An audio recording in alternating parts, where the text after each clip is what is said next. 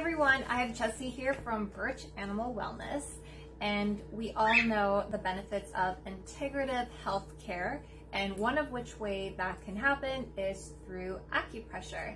So Jessie is here to talk a little bit about acupressure, the benefits, and when you think would be the time to consider it for your dog or cat or horse. Welcome, Jessie, dear. Perfect. Thank you so much for having me. Of course. So acupressure, for those who don't know, is very, very similar to acupuncture. It's a form of traditional Chinese medicine in which you're stimulating certain acupressure points on meridians to rebalance them, to help bring the animal back to harmony energetically.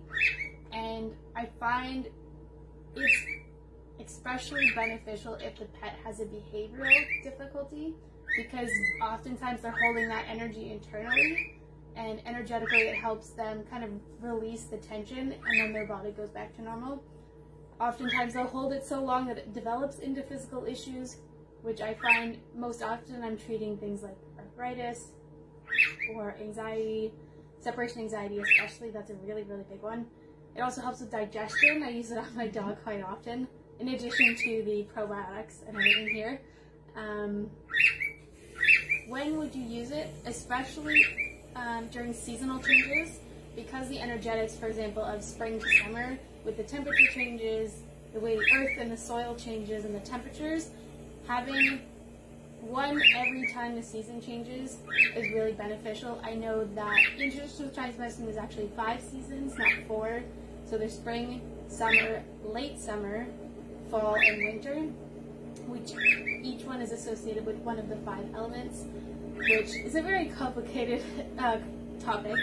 However, it's nice to know that there's 5, and to get one every 2 months or so is usually a good way to balance them.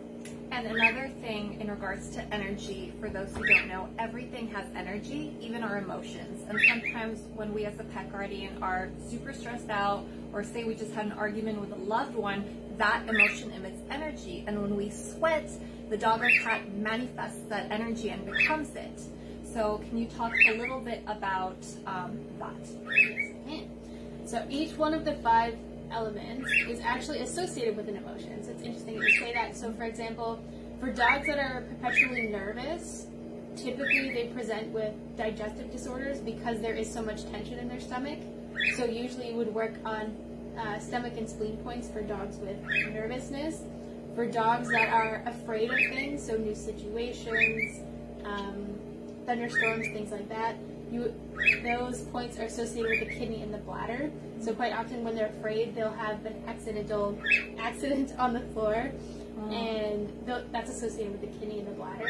So all of the 5 elements are actually associated with an emotion, and you can tell how they present based on what their emotion is. Yes.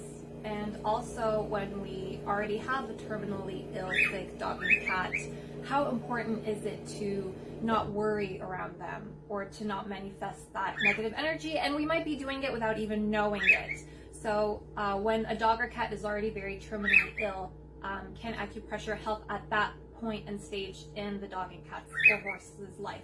That's a good question.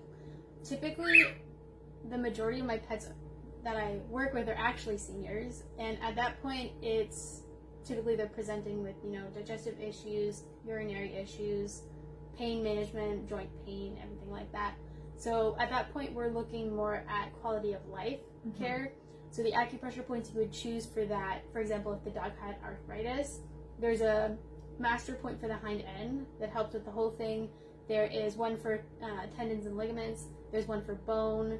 There's one specifically based on where on the body the pain is. So if it's an elbow, there's elbow points. If it's in the knee or hips, there's points for that too. But quality of life and end of life care is really important, because oftentimes the pet parent is so worried about it that the animal starts to pick up on that worry, and oftentimes it makes them nervous, or they'll hold on for too long, and they're only really doing it for the owner because they're trying to comfort them. But when the owner realizes that the animal is in so much pain, oftentimes they'll realize it, and as soon as they're okay with letting them go, they pass within a week. Yeah, wow, very informative.